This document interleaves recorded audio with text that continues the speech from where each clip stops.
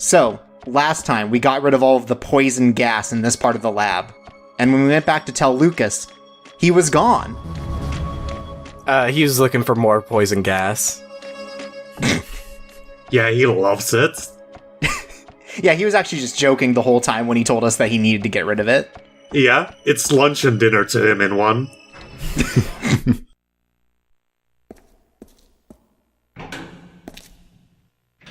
He's trying to find the bathroom. That's where he hid all the poison gas. Hermetically sealed bathrooms, that sounds like an absolute fucking nightmare. That's not a bathroom.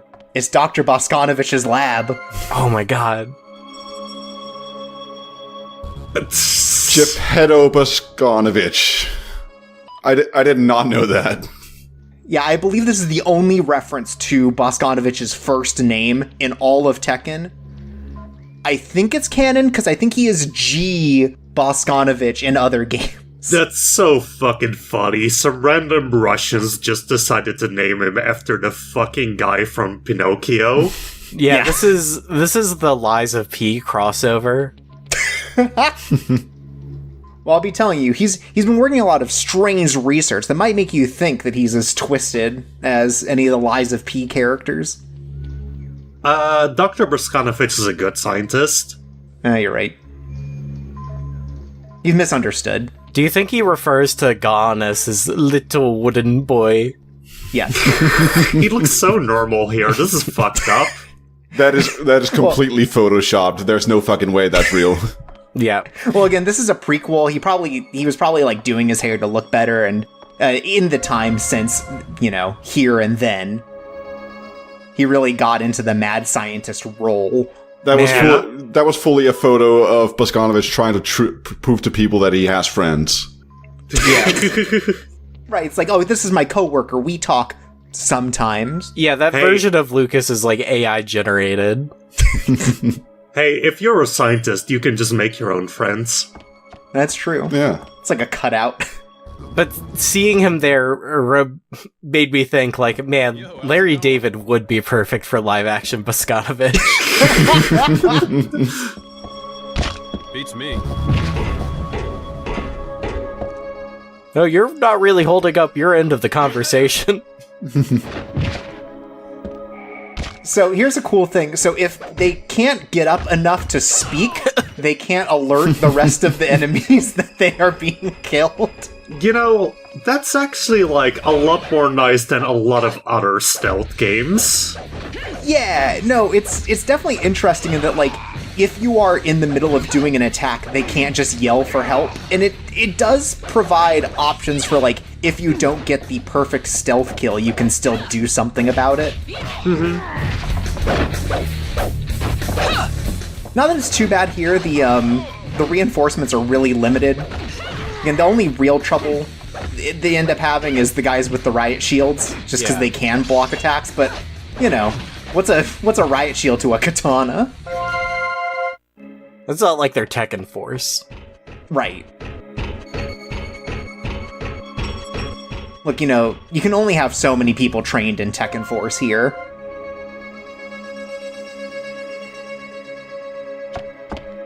I really wish, more edible rats. A little, it's like a piñata.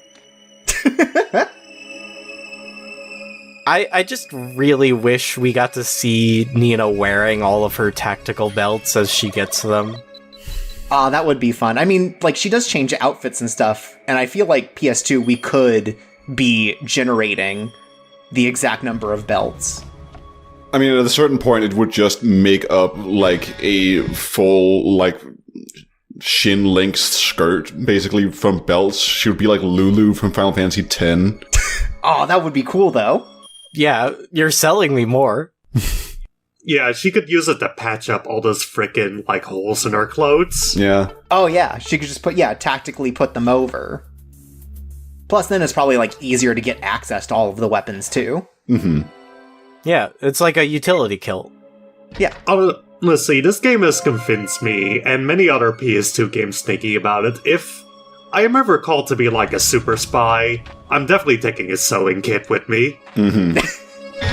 Just in case. Yeah, you don't want to be caught like this, right? Like... Yeah, you don't want... Like, you don't want the Prince of Persia Sands of Time where your state of undress to indicate how far you are in the story. Yeah. Right, because you don't want people to know, like, oh shit, am I in endgame? Right, like your enemies? Yeah. I mean, listen. He's only got, like, a single piece of cloth covering his crotch. We must be post-game, boys. I was very much enjoying Nina just, like, stancing with a katana out of nowhere, even though there were no one else around. Like, I'm finally alone, now I can finally practice my fucking katana arts. Yeah. Right, yeah. No, when she gets out of this, she's got a job where she has to, like, pretend to be a sword dancer. No, she just stands in front of her full-length mirror and, like, practices her stances. Right, I mean, look, you gotta look cool if you're doing assassin shit. She's doing all these katas. Looking at the full body-length poster of Sasuke she has in her room. Yeah. It's like, one day, I can be as cool as him. She's, like, really pissed that Lars got into the Naruto fighting game, but she didn't. And that starts a rivalry in Tekken 8. Like, this is canonical.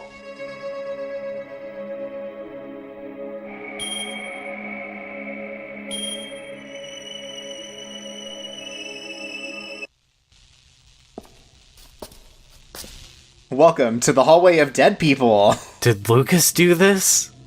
That's the question we're all asking. So this is where you use the Stinger missile, right? Yeah.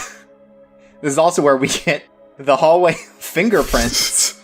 I imagine, like, when Nina sees this hallway, she's like, wait, did I come through here before? Did I do this?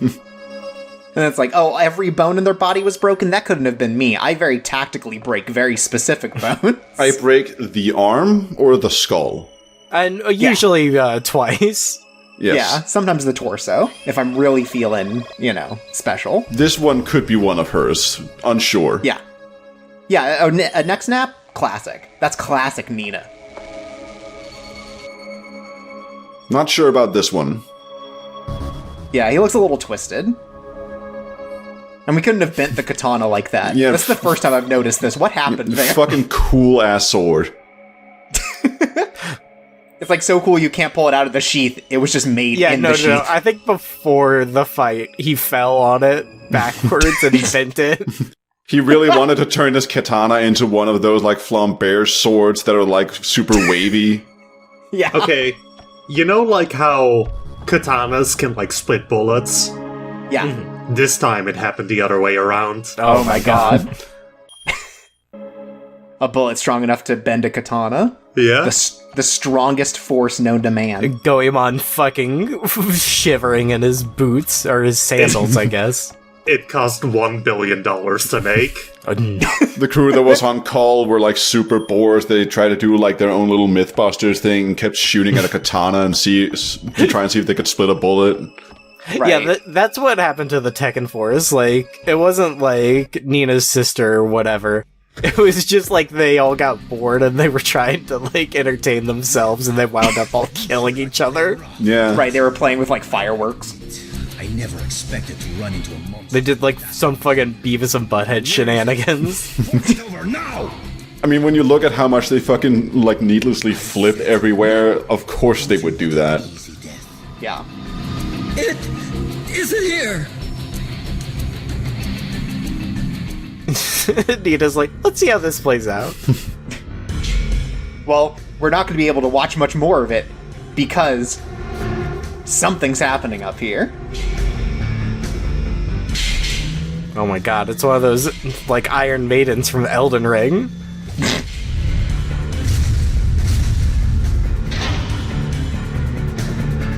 Oh, is this the thing that chased Lukas in the tunnel, or, like, one of them? It is. Oh, no. Oh, you know who he looks like? He looks like Metal Face from Xenoblade. So, welcome to our boss fight against the J robot. It's got a couple of attacks. The first one here is it has a bunch of, like, propeller blades that it throws out. Also, it can smack you. Yeah, it's also got a smack. It's got this fire breath that'll go around. It has different moves depending on if it's standing up or if it's in, like, the all fours position. Also, the propeller blades will eventually just, like, fly at you. But if you hit it enough, it'll go prone, and that gives you a chance to hit its weak spot, which is its head. It just also just has, like, random bones inside of its metal casing. And, you know, you gotta break them. I mean, I could totally see Boscanovich for some reasons thinking like, well, we need to put an actual skull in this, because why wouldn't we? We are already playing God. Right, it was this sort of move that would eventually inspire, like, the Five Nights at Freddy's thing. Yeah. Where they put the bodies in the animatronics. I just love the stock sound effects that happen whenever you hit it. It's good. So when he goes on all fours, eventually he'll run up the wall and then try to drop on you from the ceiling. It's like you're fighting an Ed, Edd and Eddy robot. But you have a lot of opportunity to attack when prone. You want to use that to do your focus moves, but if you don't have it, it'll just take extra damage. The only thing you really have to worry about at that point are the propellers, and, like, when they're actually coming down at you, they throw a laser so that you know ahead of time. Like, it's not that hard, it's more that, like, he doesn't actually take any, Stagger. or he doesn't take any stagger until you've done enough damage. Yeah, I've always kind of had that difficulty with a lot of, like, big machinery fights in games like this. Yeah, once you're used to enemies staggering, it feels very awkward to then have to go back to, like, oh, no, they don't do that. Yeah. So, the second stage of this fight is exactly the same as the first, except that our partner is here, and if we can stagger the robot in front of the laser, it ends the fight early. What if you're also in the laser? This feels really pointless. You don't need it, but it is just a way of, like, I guess, ending the fight a little early. Not that it's really that important. It makes Adam or whatever feel good. Yeah. Or is he John Doe? What is his name? No, the other one's John. His name's Alan. That's it.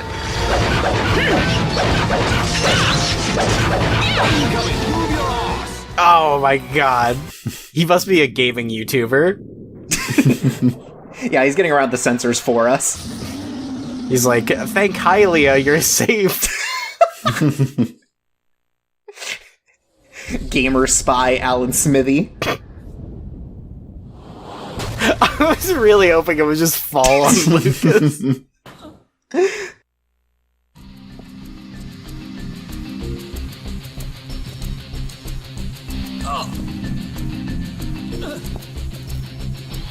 He's just dragging him over because Enrique actually doesn't know how to use a computer. I thought he was doing that to the computer. Like, did it turn on? Lucas. Anyways, before we go check in on that, I'm sure we have plenty of time. We'll take a quick save. Nina's just looking for the signal. She's gotta check Twitter before going. Yeah, anyone update? Do I have any notifications?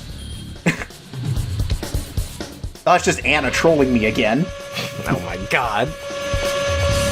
Nina will post a selfie, and then Anna will post the same selfie, getting more likes. That's their real rivalry. That's a real Tekken 8 ass rivalry, I feel. Oh, I thought he was just gonna shoot the control panel, like, one bullet closes it, 2 bullets opens it. Well, yeah, if you shoot the bullet out of the control panel, then it works again. Are we on the air?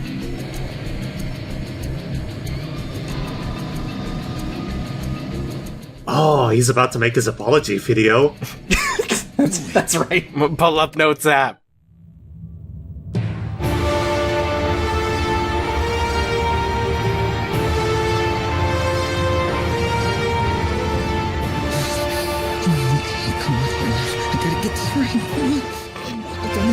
Oh, jeez. Oh. So this is the bad end we get for not befriending Lucas well enough. Yeah, the secret stat of whether or not you and Lucas are best buds.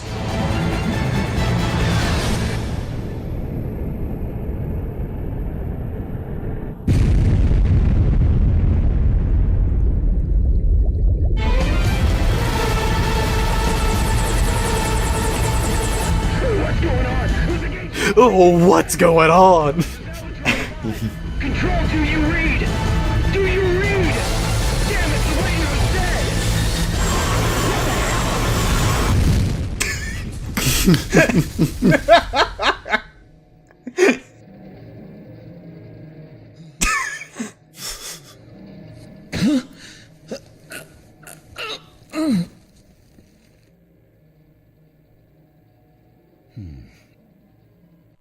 I was like, damn, I did pretty good. Man, I was hoping he was gonna shoot that screen too.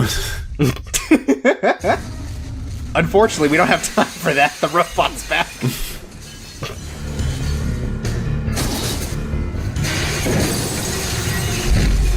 See, this is how you know that Lukas knows how to handle himself in a crisis situation. He would never get kicked by a robot.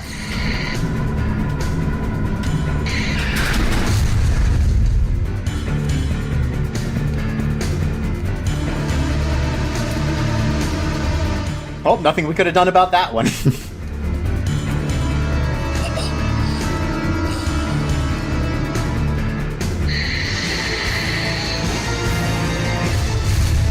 You know, I was annoyed at him as a boss. Now, I just appreciate him.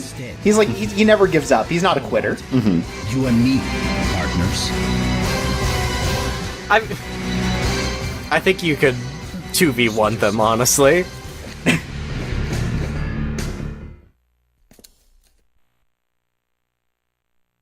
And so, welcome to Enrique round 2. He no longer has a katana. He has a number of smaller blades.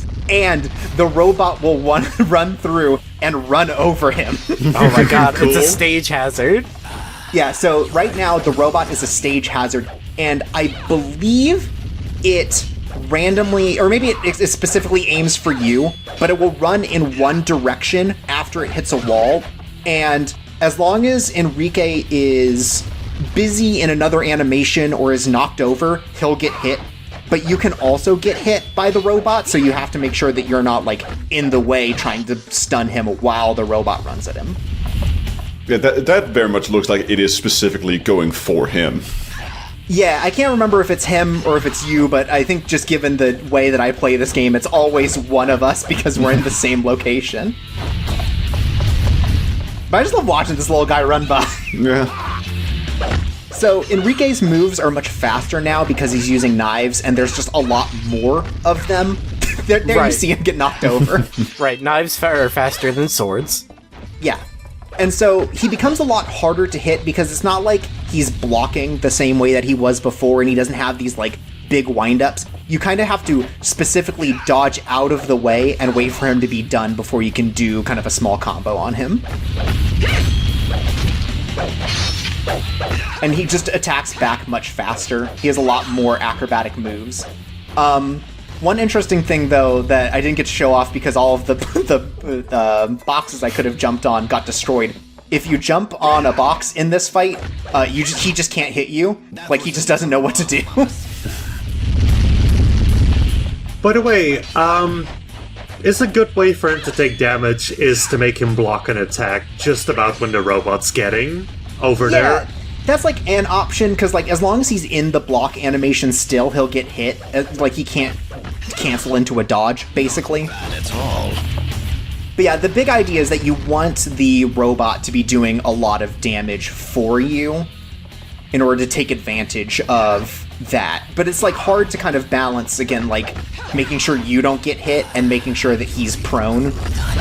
Like, this is really funny to me. This feels like if you were at Home Depot and the forklift was just going crazy, just like going through the aisles.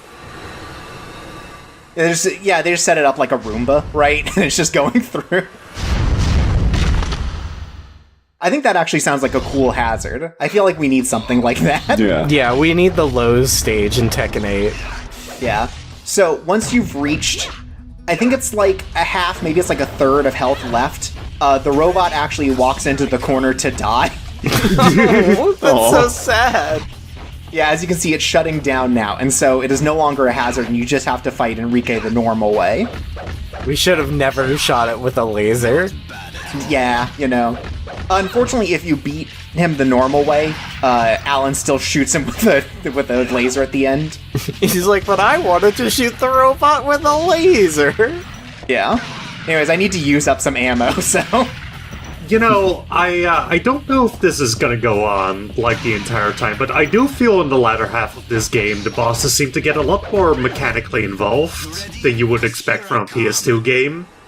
Yeah, no, definitely I feel like these bosses have a lot more going on generally.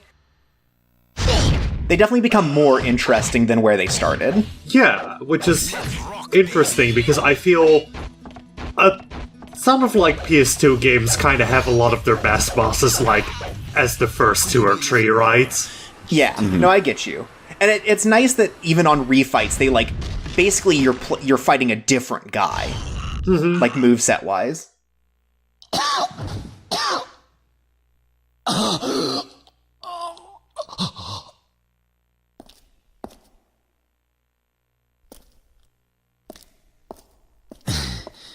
Not a bad view. Oh. I thought about making a joke, but I was like, no, that's too crude and crass. tasteless. That's not the otaku trash machine way. You would have ended up just like Enrique. Right. A Southern European to the end.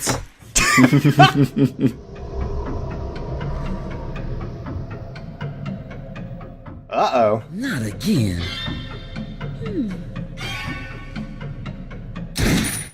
Ah, No. He shot the camera.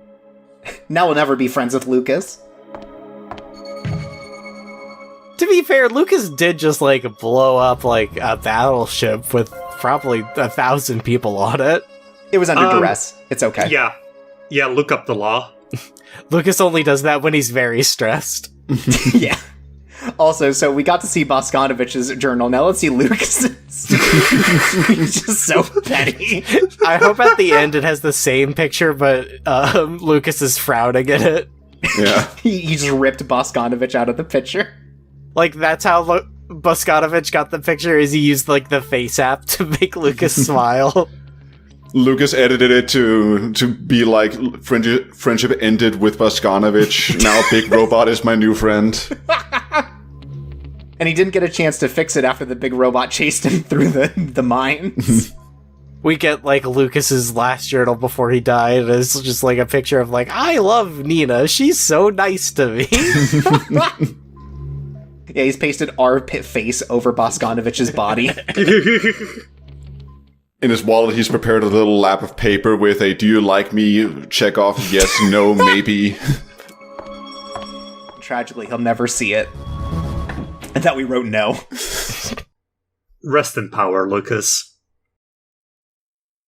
Lucas Conda forever.